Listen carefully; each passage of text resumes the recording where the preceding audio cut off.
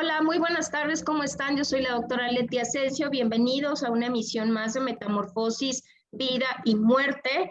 Y bueno, buen provecho a toda aquella persona que en este momento esté deliciosamente consumiendo sus alimentos y que podamos compartir un poco este espacio con ustedes.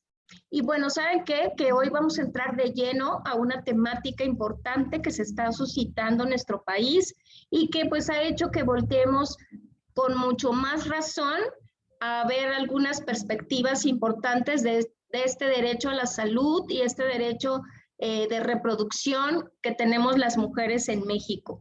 Y pues bueno, vamos a hablar de este tema que en este momento también está siendo pues un punto de reflector que tiene que ver con la parte que se estableció en la resolución de los ministros en la Suprema Corte de Justicia sobre esta cuestión del aborto. Pero yo no soy la experta, para ello tenemos a una doctora en Derecho experta en eso, que justamente nos va a compartir pues todas estas dudas que a veces podemos tener y que trataremos de hacer lo más digerible posible pues esta situación que se está presentando en nuestro país. Y bueno, sin más preámbulo, voy a presentarles a nuestra gran invitada del día de hoy, que de verdad agradezco muchísimo que se haya dado la oportunidad y que haya tenido este pequeño espacio para compartir con todos nosotros aquí en Metamorfosis. Y ella es la doctora Pilar González Barreda. Ella es abogada feminista, doctora en Derecho por el Instituto de Investigaciones Jurídicas de la UNAM, licenciada en Derecho por la Benemérita Universidad Autónoma de Puebla, tiene estancias de investigación en la Universidad de Buenos Aires y en la Universidad de Barcelona, y es profesora de asignatura de la Facultad de Derecho de la UNAM.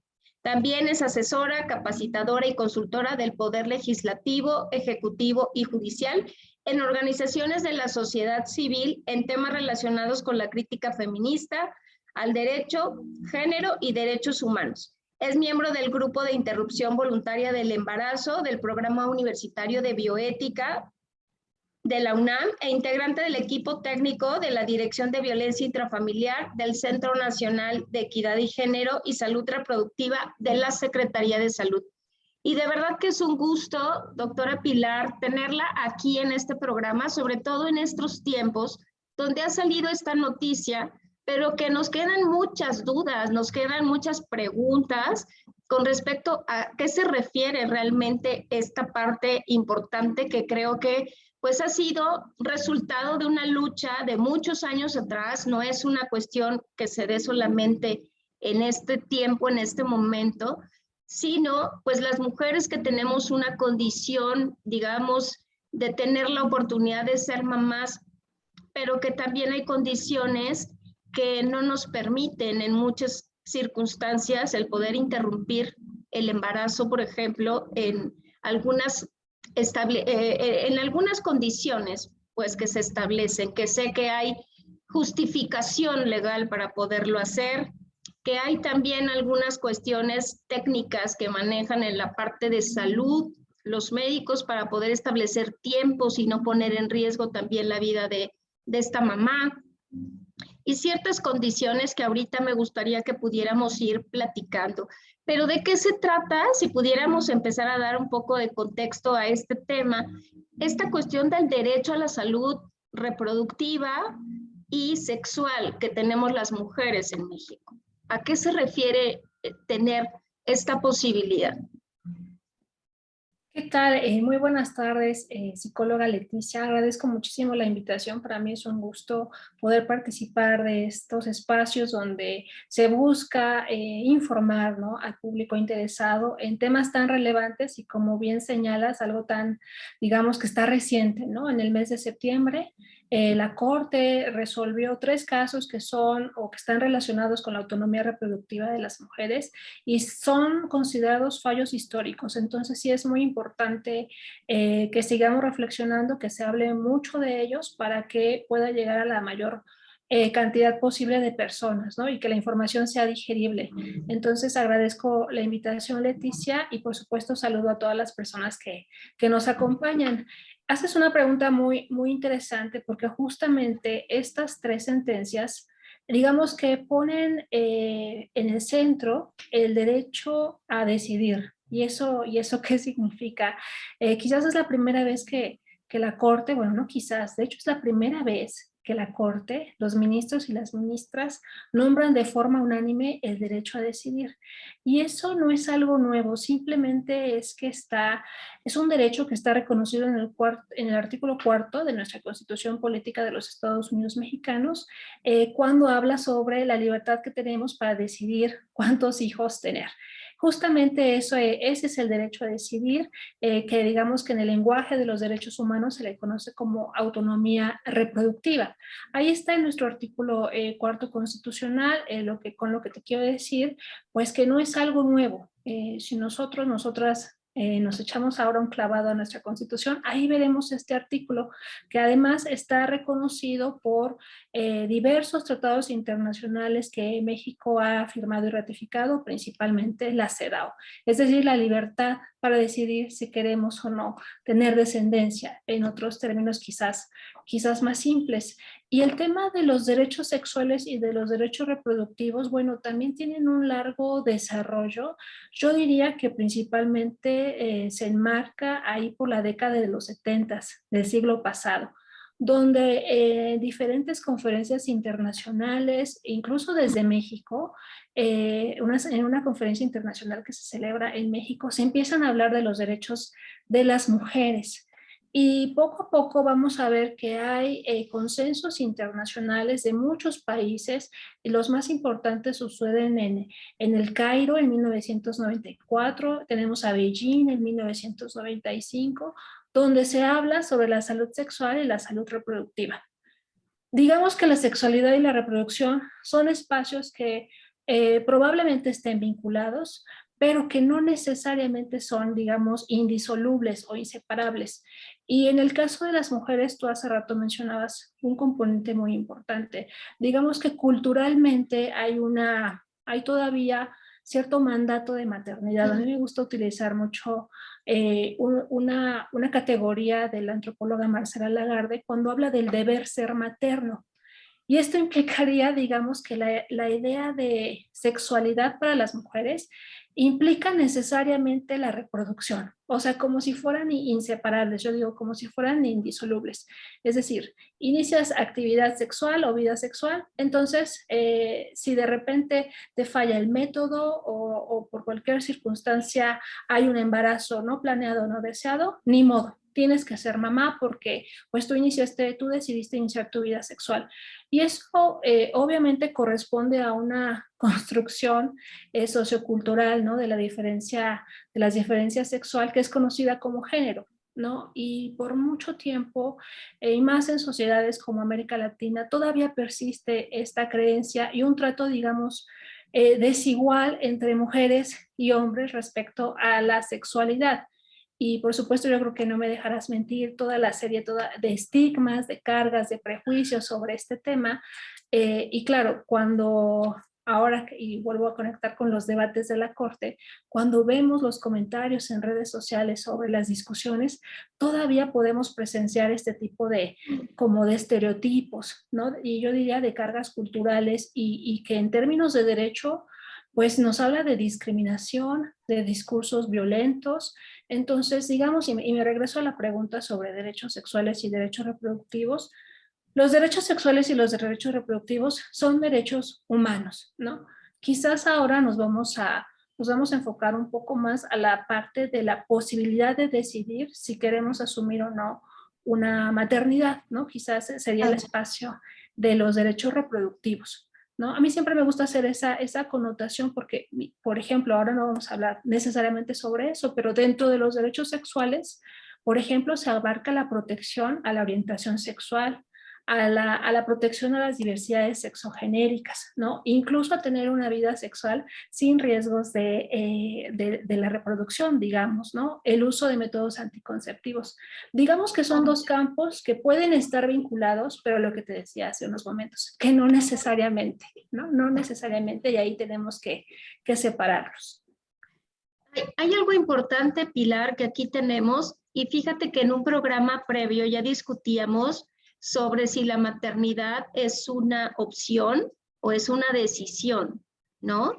Que en realidad, fíjate que es un tema difícil porque de repente tenemos que trabajar esta parte cultural, esta parte que se ha venido dando pues con una evolución. Creo que esto ha evolucionado favorablemente para nosotras, porque bien ahorita mencionas fechas muy significativas, los años 70. Si nos regresamos un poco y hacemos memoria, y todos los que nos escuchan hacen un poco de memoria, cómo se vive esta dinámica y posición de las mujeres en esta época, la verdad es que yo pensaría, por ejemplo, que me costaría mucho trabajo adaptarme a esa época. Y cosas tan simples, Pilar, como el decir, ¿puedo salir a comprar el pan a esta hora? O sea, cosas tan simples como esa, o el que ya te tenías que casar a cierta edad, por ejemplo, y sobre todo el que tenías que ser mamá para cumplir este rol, como tú lo mencionas, que a veces venía como implícito, ¿no? Eres mujer, te formas para muchas cuestiones de género, de hacer la comida y cuidar a los niños, y además tampoco se tenía como esa libertad de esta parte última que nos mencionas, de tener la orientación sexual y de utilizar métodos anticonceptivos. Entonces se vivía realmente pues en una cuestión bastante compleja que creo que ha ido evolucionando, avanzando, y llegamos a estos momentos en los que tenemos esa posibilidad de elegir qué hacemos si por alguna cuestión resultamos embarazadas, ¿no? Que son de verdad que decisiones muy complicadas, porque en este momento el rol de las mujeres también ha cambiado, también ya estamos realizando estudios de posgrado, también estamos insertas en el ámbito laboral, también tenemos una planeación de vida, hasta la cantidad de hijos que antes se tenían es completamente distinta. Antes tenían los equipos de fútbol, ¿no? Entre 12 y 20 hijos. Y actualmente, pues bueno, uno empieza a ver a nuestras compañeras de al lado, a nuestras vecinas, a nuestras hermanas, y dicen, no, de 1 a 2. Y ya el que tiene 4 es así como, ¿cómo te arriesgaste a tener 4 hijos, no?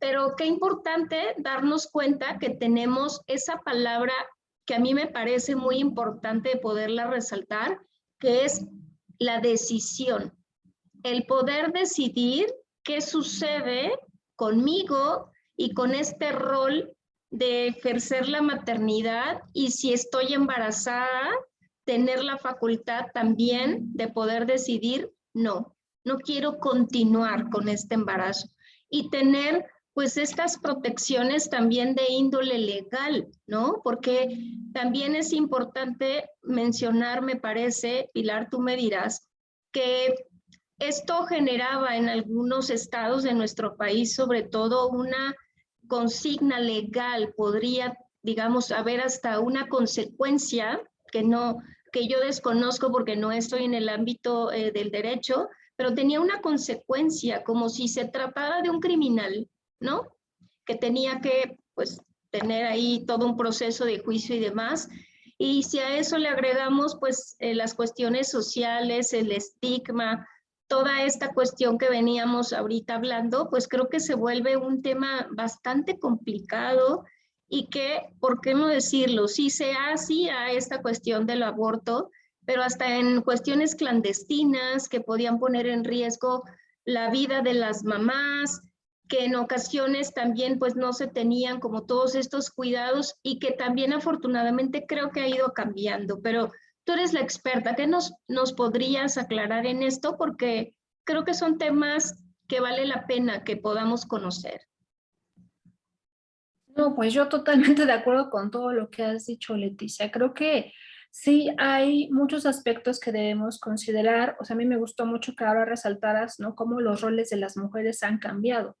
Y creo que sí, efectivamente, ante mucha polarización que de repente existe, y más ahora recientemente en las semanas pasadas con la decisión de la Corte, pareciera que perdemos de vista, digamos, la esencia del debate. Y la esencia del debate es que se reconozca que las mujeres podemos tomar decisiones libres, informadas y seguras sobre nuestros procesos reproductivos.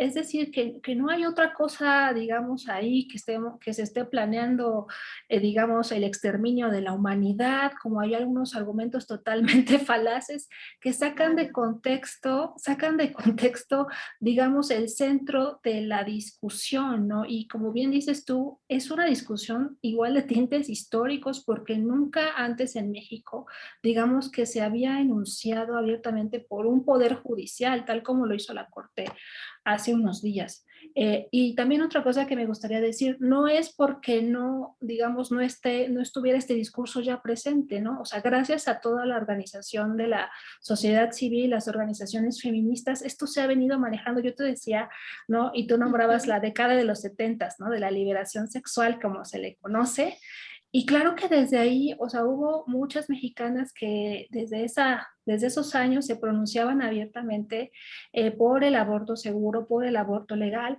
en contra, por ejemplo, también del hostigamiento y acoso sexual, en general en contra de todo tipo de violencia, ¿no? Entonces, digamos que son conductas, y a mí también siempre me gusta mencionarlo así, son conductas que están realmente, todas están relacionadas y todas se centran en la defensa de que las mujeres que sean respetadas las decisiones que tomamos las mujeres. Es como eso, ¿no? O sea, es decir, el que nadie pueda tocar mi cuerpo si yo no lo autorizo, ¿no? En que nadie pueda vulnerar mi integridad física, mi integridad mental, en que nadie me pueda, digamos, que será violentar en términos generales, ¿no? En muchos aspectos de la vida. Entonces, sí, yo creo que una de las frases que se nos deberían quedar, ¿no? Sobre qué fue lo que se discutió o se puso en el centro del debate en estos días es el poder de la toma de decisiones. Eso es, o sea, esa es la idea. Claro que, por supuesto que en el tema del aborto ha habido, claro, ha habido incluso por mucho tiempo una incorporación del derecho, y esto que te quiero decir con eso, que el derecho penal, digamos que ha sancionado históricamente también la sexualidad de las mujeres. Es decir, si el derecho, digamos que tiene como propósito regular la vida en sociedad, el derecho penal ha participado y ha adoptado ciertos estereotipos y roles de género en la ley, ¿sí? Y gracias al trabajo también desde, pues yo creo que con más fuerza desde finales del siglo pasado, se ha logrado que poco a poco esos contenidos, digamos, machistas, en términos muy, digamos, simples o sencillos, salgan de la ley, salgan de las leyes, ¿no? Sin embargo, el tema del delito de aborto ha persistido, yo creo que yo lo nombro que, y persiste porque es la mayor transgresión que una mujer pueda hacer en una sociedad patriarcal, es decir, la toma de decisiones sobre si quiere o no ser madre. Es yo creo que una bueno, es la transgresión más fuerte y es, digamos, el gran reto que todavía que queda en la ley penal, en los códigos penales. Entonces, por supuesto que la idea de que, o sea, y podríamos, a lo mejor ahora no es el momento porque nos van a faltar los minutos para lograr entender cómo ha sido tipificado el delito de aborto y cómo también aún persiste en códigos, por ejemplo, el Código Penal Federal, que establece una pena privativa de libertad, todos los códigos penales, con ciertas excepciones, y que igual podemos platicar, la Ciudad de México, Oaxaca, Hidalgo y Veracruz tienen otra configuración del delito de aborto. Para todos los demás, las sanciones es pena privativa de libertad, quizás multas, quizás tratamientos médicos integrales. Hay estados que establecen que las mujeres que abortan necesitan un tratamiento médico integral y hay unos más osados que dicen que para que se restauren los valores propios de la maternidad. Fíjate cómo el derecho digamos que se incumbe en cosas que no le corresponden, en este caso el derecho penal. El Código Penal Federal, este es el ejemplo que te quería decir, reconoce una pena menor, una pena privativa de la libertad menor, si la mujer si la mujer ocultó su embarazo, ¿sí? Si la mujer ocultó su embarazo, otro muy interesante es que si mantuvo un comportamiento, digamos, prudente, o sea, si tuvo una conducta sexual, digamos, no libertina, con decirlo con otras palabras, y también si no es fruto del matrimonio, ¿sí? Ese tipo de aborto se le conoce como el aborto honoris causa, ¿sí? Es decir, que la mujer no tenga, digamos, mala fama en otras palabras. Y eso todavía está en nuestro Código Penal Federal, ¿Qué quiere decir esto? Si encuadras en estos 3 supuestos, entonces tu pena privativa de libertad va a ser menor. Pero si no cumples con eso, entonces tu pena privativa de la libertad va a ser mayor. Es un tipo de pena, y a mí me gusta siempre decir este ejemplo, porque representa que la sanción no es por haber atentado contra un bien jurídico, sino es en contra del honor, ¿no? El honor en este caso, no sé si a lo mejor lo dije muy rápido, ¿no? Pero si el aborto es sobre un producto que no es, digamos, o que no proviene del matrimonio, entonces la pena es menor. Digamos que hay una protección mayor a los productos que provienen del matrimonio. Es decir, si es fuera del matrimonio, entonces, bueno, la sanción es menor, pero si es dentro del matrimonio, la sanción es mayor porque estás atentando contra un bien del matrimonio, es decir, contra la descendencia de tu marido, ¿no? Con los posibles herederos. Yo sé que son cosas igual a lo mejor muy técnicas, a lo mejor son como detalles curiosos de cómo la ley penal sanciona a las transgresiones de las mujeres, ¿no? Las mujeres que transgreden ciertos mandatos y que atentan contra los bienes de los hombres al final de cuentas, ¿no? Y por supuesto está, aparte de las consignas legales o las consecuencias legales, estaría también lo que tú ya señalabas, el riesgo que ocurre para la vida y obviamente para la salud de las mujeres que acuden o que se someten a procedimientos clandestinos, ¿sí? Claro. Y bueno, y a lo mejor eso también es importante decir que clandestino no es igual a inseguro. En estos últimos meses y más con la pandemia, han crecido las organizaciones, las colectivas que difunden información de la Organización Mundial de la Salud sobre cómo acceder a abortos seguros a través de medicamentos, ¿no? Y que siguen los manuales y recomendaciones que decía de la Organización Mundial de la Salud. Entonces, digamos que clandestino no necesariamente significa inseguro, ¿no?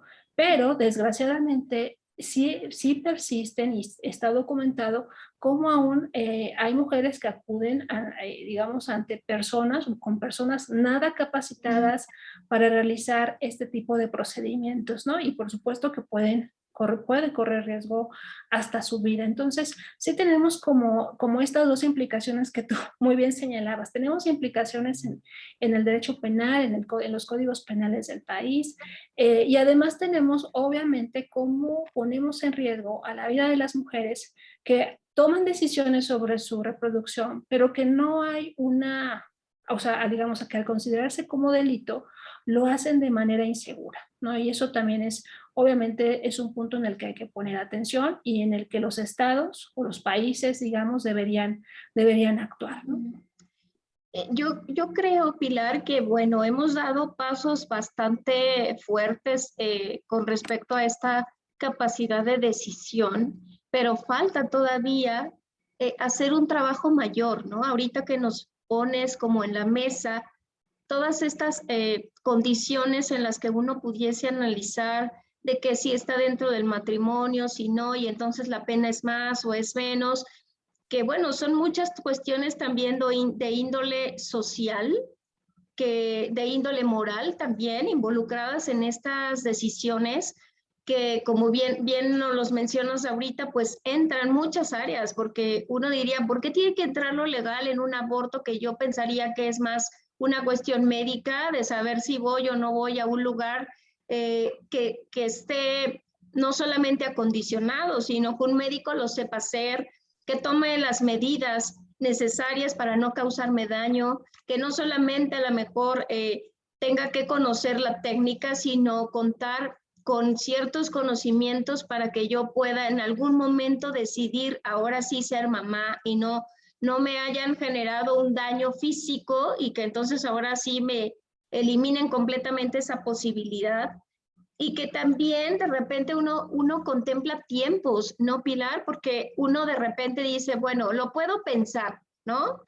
Y a veces lo pensamos y lo repensamos y vemos, creo que todas estas condiciones de las que tú nos hablas, que qué van a decir, me van a señalar, e incluso tiene una implicación hasta legal en muchas ocasiones, digo, laboral.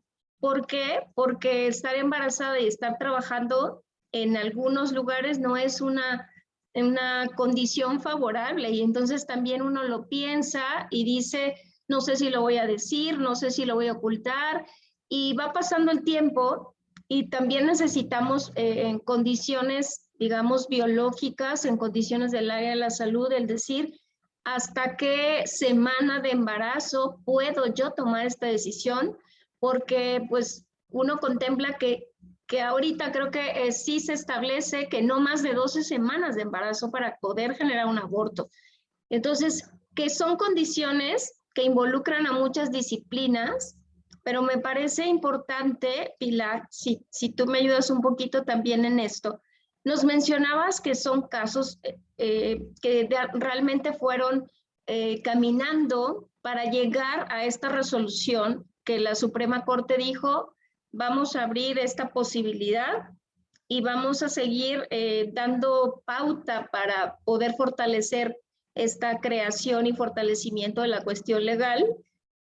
Pero si nos ayudas con estos casos que nos permitirían entender qué es lo que llevó a esta resolución y por qué estos casos, estos tres casos son tan simbólicos, por qué se fueron tejiendo de tal manera que fue unánime, que también eso ha llamado la atención, ¿no? Que haya sido una decisión unánime de este consenso, digamos, que los ministros llevaron a emitir esta respuesta, ¿no? Si nos puedes ayudar contándonos un poco esto, Pilar.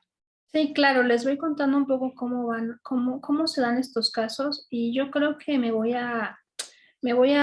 les voy a presentar, digamos, las características más importantes de cada uno de ellos. Espero que, sí, espero que lo logre, lo voy a intentar. Gracias. Miren, si es que ya saben, el lenguaje jurídico es complejo, pero voy a tratar de digerirlo un poquito. La primera sentencia, que yo creo que es la más emblemática, el primer fallo se emite el 7 de septiembre, ¿no? Esta es la decisión en donde de forma unánime los ministros y las ministras reconocen que criminalizar el aborto, ¿sí? Criminalizar de forma completa el aborto es inconstitucional porque atenta contra los derechos humanos de las mujeres, y agrega otra palabra que es muy importante, otra frase, ¿no? Atenta contra los derechos humanos de las mujeres y de las personas con capacidad de gestar. Entonces, cuando la Corte dice, digamos, en términos sencillos, que el que te metan a la cárcel por abortar es inconstitucional, o sea, eso es la traducción, digamos, lo que también refuerza la Corte es que debe existir un plazo razonable, muy cercano, ¿no? Dice cercano al momento de la implantación, para que las mujeres puedan justamente tomar decisiones, ¿no? Sobre su autonomía reproductiva, ¿no? O sea, si reconoce la Corte el derecho a la autonomía reproductiva y el poder de decidir, que hace ratito estábamos platicando sobre esto, en este caso la Corte dice, a ver, si tú metes a las mujeres a la cárcel por tomar decisiones relacionadas con sus procesos reproductivos, lo que está pasando es que estás violentando sus derechos humanos, ¿no? Entonces, aunque la Corte, y esto es muy importante decirlo, no dice cuál es el plazo razonable, ¿no? En el que las mujeres podamos tomar decisiones.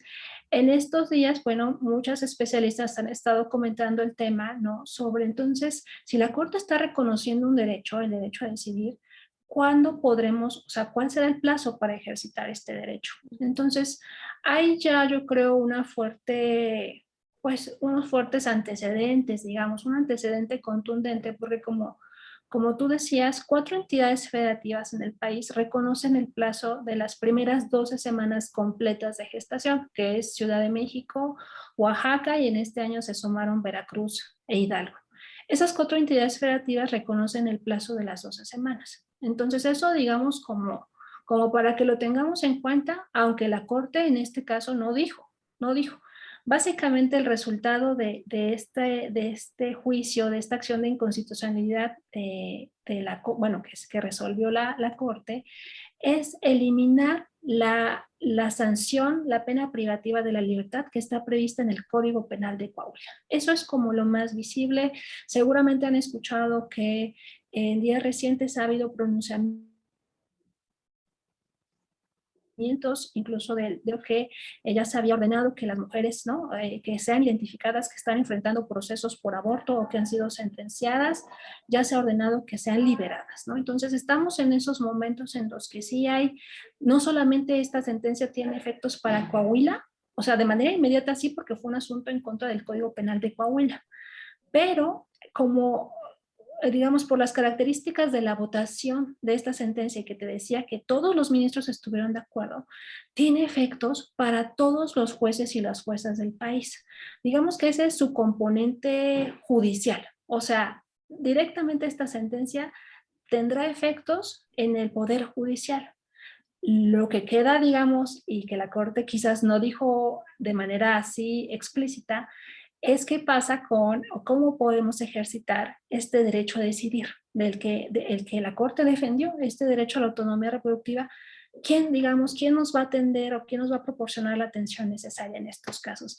Ahí queda el gran, digamos, el gran pendiente. Algo también muy importante y que lo quiero retomar porque mencionabas el tema de los plazos, digamos, es que la Corte señala que en el Código Penal de Coahuila reconoce un plazo de 12 semanas también, pero para acceder a una interrupción del embarazo que es consecuencia de violencia sexual, ¿sí? Hay algunos códigos del país que reconocen este plazo de las 12 semanas, digamos, para acceder a interrupción del embarazo cuando este es consecuencia de violencia sexual, ¿sí? Bueno, casi siempre el delito de violación, pero no exclusivamente cuando se trata, por ejemplo, de delitos cometidos en contra de menores de edad. Pero, y esto es algo muy importante porque yo creo, y eso sí lo quiero resaltar, que en el caso de víctimas de violencia sexual, digamos que hay que considerar las condiciones particulares de las víctimas. Y se ha documentado que existen supuestos, ya ha ocurrido, de mujeres que no se enteran, digamos, de su embarazo, digamos, en una edad gestacional temprana, y que las 12 semanas pueden limitar su acceso a este derecho. Hay que recordar que la única causal que está prevista en todo el país es justamente la de causal por violencia sexual. Es decir, existe el reconocimiento de que hay un derecho a interrumpir el embarazo si se es víctima de violencia sexual. Es un derecho que está reconocido en la Ley General de Víctimas y en la NOM 046. Entonces, la Corte de este año, además en otro asunto que resolvió sobre Chiapas, que también tiene este plazo de las 12 semanas, dice que es inconstitucional reconocer plazos, no, porque limitan la atención que puede ser necesario, que puede necesitar una víctima de violencia sexual, ¿sí? O sea, por ejemplo, siempre estos casos no son tantos, o sea, yo creo que sí es verdad que pueden ocurrir, pero la Corte en el caso de Chiapas hablaba sobre una menor de edad y con discapacidad intelectual grave, ¿no? Y que su madre se da cuenta del embarazo ya cuando habían pasado este plazo de las 12 semanas. Entonces, cuando consideramos las circunstancias específicas de cada persona, podemos entender por qué la existencia de plazos pues limita la atención, ¿no? Porque no todas las mujeres las mujeres, las niñas, las adolescentes, tienen acceso a las mismas condiciones, digamos, a los mismos servicios, ¿no? O sea, podemos pensar en distintas condiciones de vulnerabilidad, ya sea obviamente por la edad, por su condición económica, porque no tienen servicios de salud, por condiciones físicas. Entonces, creo que son elementos que hay que considerar, ¿no? Digamos, para elaborar un punto de vista mucho más integral sobre la existencia de plazos, ¿no? Y sobre todo ahora que mencionaba el tema de causal violación. No sé, yo creo que de una vez voy a resumir los otros dos fallos, Leticia, y ya para que planteemos igual preguntas, ¿no? Sobre los tres o cómo se tejen. En el segundo fallo está relacionado con una norma constitucional que protege la vida desde la concepción en el estado de Sinaloa. Es importante decir que este tipo de normas no solamente están vigentes en Sinaloa, sino que también en otras entidades federativas, alrededor de 20 entidades federativas. Y es importante también decir que estas normas surgieron como una reacción, digamos, conservadora a partir de que en la Ciudad de México se despenaliza el aborto. Entonces muchos estados, muchos congresos locales empezaron a reformar sus constituciones, digamos como un candado para que en sus entidades federativas no se despenalizara el aborto. Sin embargo, esto generó mucha confusión entre el personal de salud, ¿no? Porque decían, bueno, si mi estado protege la vida desde la concepción, las causales de aborto siguen vigentes o ya no, ¿sí? Entonces, de la misma forma, muchas organizaciones documentaron que, digamos que había personal de salud que decía que en ese hospital no se practicaban abortos porque ese estado protegía la vida desde la concepción. Es muy importante el fallo en este caso porque la Corte dice que los estados no pueden decir quién es titular de derechos humanos o cuándo inicia la vida. Y la verdad por un argumento muy sencillo, que es que se trata de un tema en el que no hay consenso, digamos, a lo largo de la historia de la humanidad. No hay un consenso sobre cuándo inicia la vida y la Corte, digamos que dice, los congresos no pueden decir cuándo inicia la vida y por lo tanto cuándo inicia su protección. Y tampoco pueden decir quién es titular de derechos humanos.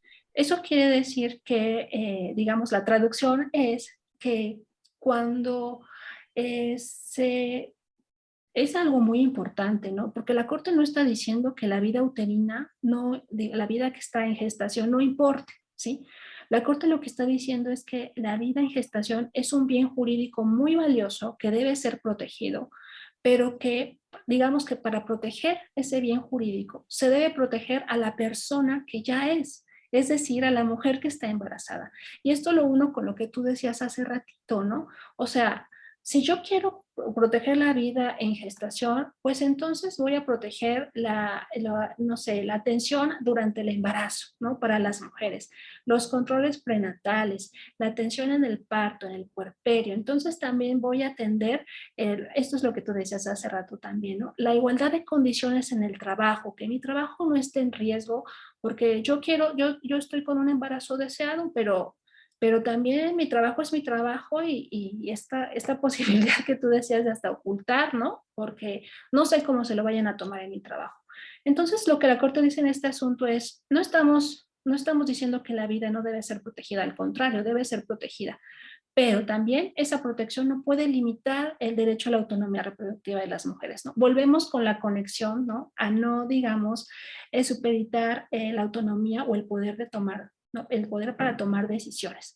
Y en el último caso se aborda otra figura que también se ha documentado mucho por organizaciones de la sociedad civil, que ha sido utilizada para negar la atención, y me refiero a la objeción de conciencia. O sea, tendríamos las dos figuras, las normas que protegen la vida desde la concepción y la objeción de conciencia. Y la objeción de conciencia fue la figura que se estudió en el tercer fallo de la Corte de este mes, que estuvieron discutiendo 3 días sobre la objeción de conciencia.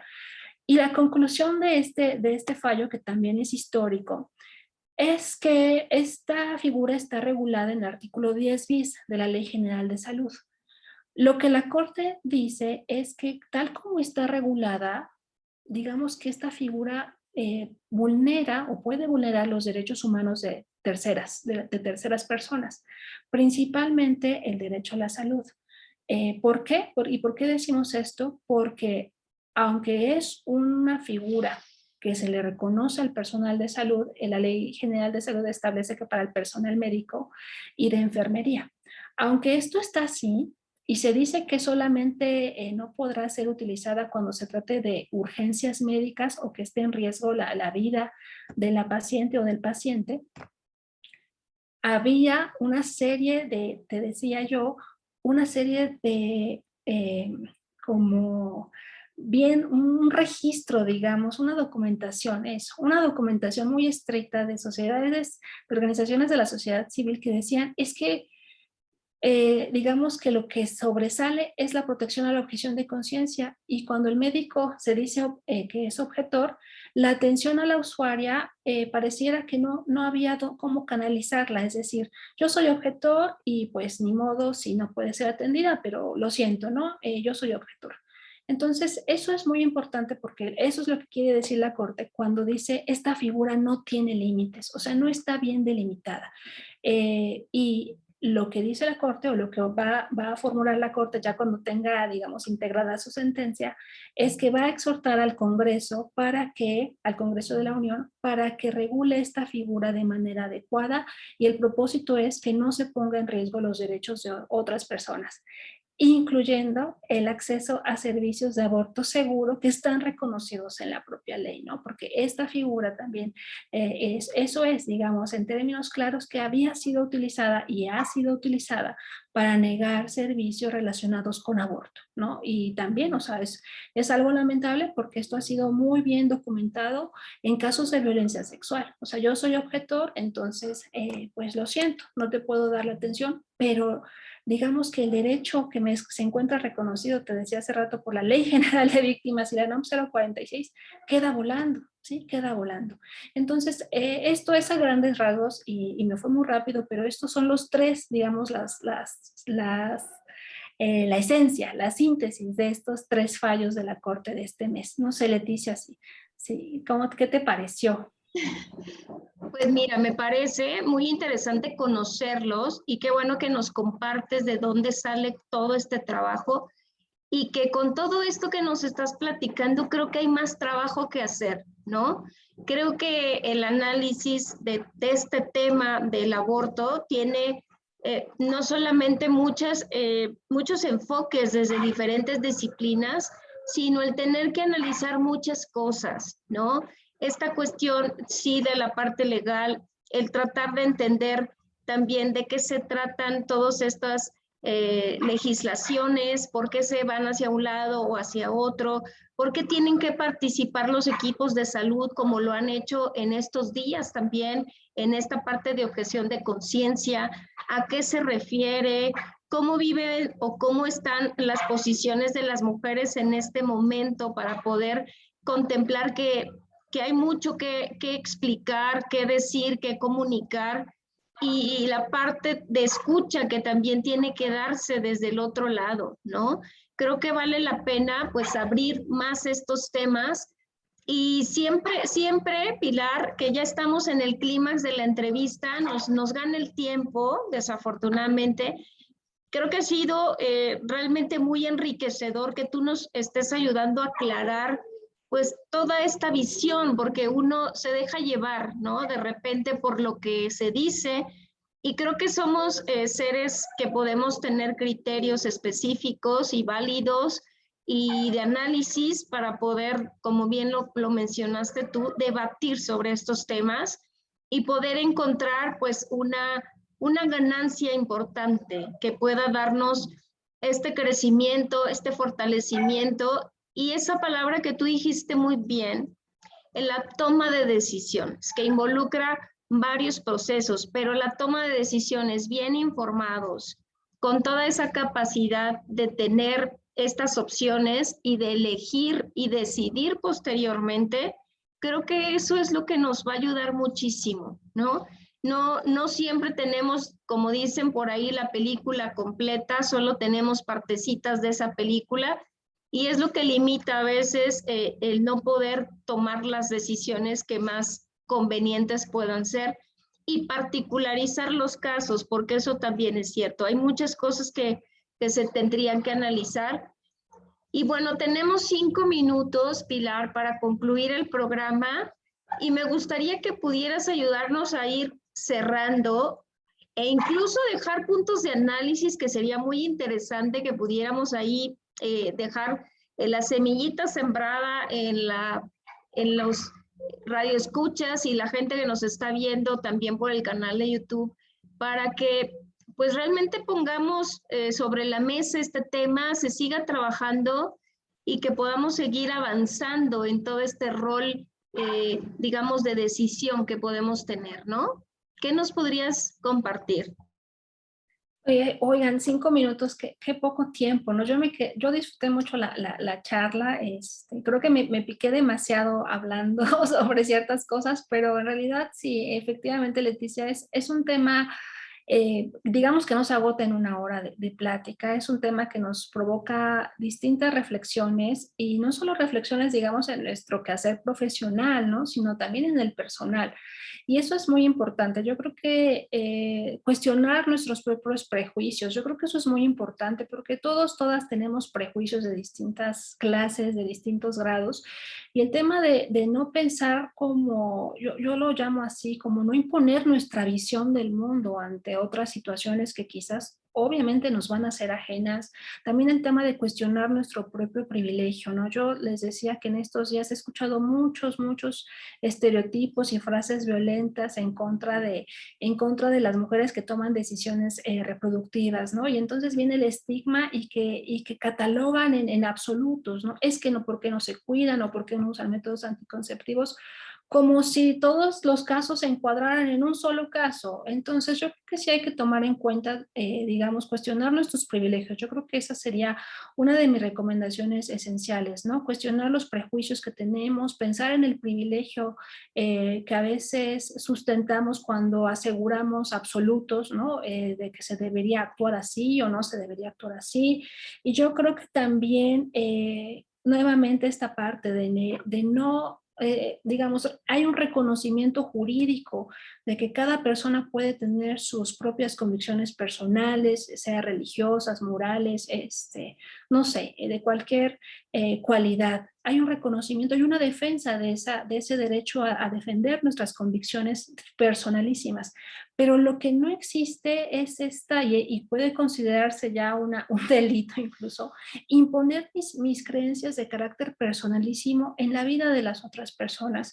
Eso sí que no, eso sí que atenta, digamos, en un orden, digamos, laico, ¿no? En un estado laico. Hay una protección de todas las convicciones, pero lo que no puedo hacer es imponer las mías. Entonces, efectivamente, este tema, como otros muchos, requiere una reflexión constante y yo creo que también un reconocimiento sobre todo de la alteridad, ¿no? O sea, de que todas las personas somos diferentes y en el tema específico de autonomía reproductiva, nuevamente reforzar que se trata de un derecho humano reconocido por nuestro orden jurídico, por el derecho internacional y que no hay marcha atrás, digamos, no hay marcha atrás porque justamente lo que nos han enseñado los movimientos feministas es que vamos para adelante nombrando esto que desde, digamos, con mayor fuerza desde el siglo pasado, las mujeres señalaban en México, ¿no? El derecho a la propia voz, a la toma de la palabra, a la toma de las calles, a la participación pública y todo eso, digamos que todos esos temas están relacionados también con el poder tomar decisiones en todos los aspectos de nuestra vida, Leticia. Me parece, Pilar, que nos deja realmente una reflexión importante que yo creo que también lleva mucho de responsabilidad, ¿no? Tener cambios sociales, tener cambios legales, tener esta toma de decisiones es una responsabilidad que conlleva pues tener un poco más de apertura en conocer, en reconocer, en tener acciones que nos van a permitir que esa toma de decisiones sea pues un camino mucho más benéfico, ¿no? Pero sí creo que conlleva esa gran palabra que tenemos que hacer y que creo que podríamos seguir caminando y que con ayuda de personas como tú y que debemos tener como esa visión multidisciplinaria también, la capacidad de dialogar, de escuchar, de poder tener esa apertura, va a hacer que el camino pues nos lleve pues a este crecimiento personal que se necesita, ¿no? Y que hemos visto que ha generado frutos el ir caminando e ir cambiando los roles, los contextos, las obligaciones, las formas en cómo se perciben los roles de género. Hay mucho por caminar, pero creo que estamos dando grandes pasos y esto está fortalecido también en la parte legislativa. De verdad, Pilar, un gusto que hayas estado con nosotros, que nos hayas compartido pues toda esta trayectoria tuya que nos hace realmente reflexionar y que bueno, esperamos tenerte en algún otro momento porque este tema, como bien dijimos, apenas nos daste la probadita de lo que está implicando esta cuestión y este movimiento, tanto político como social, que está dándose ahorita en este momento en nuestro país y que seguramente también en otros países, pero es importante conocer. De verdad, muchísimas gracias por tu presencia, por ilustrarnos y hacer que este conocimiento que nos pudiste dar hoy lo hayas hecho de tal manera que fue muy comprensible, porque es cierto, luego los términos legales no los conocemos o no los interpretamos como realmente se tiene contemplado, ¿no? Muchísimas gracias, Pilar, por haber estado aquí en Metamorfosis. No, muchas gracias, Leticia. Un gusto y un honor. Saludos a todas las personas que nos están escuchando. Gracias. Muchas gracias. Y este fue su programa Metamorfosis, Vida y Muerte. Recuerden, nosotros nos estaremos escuchando nuevamente próximo jueves 3 de la tarde. Hasta la próxima.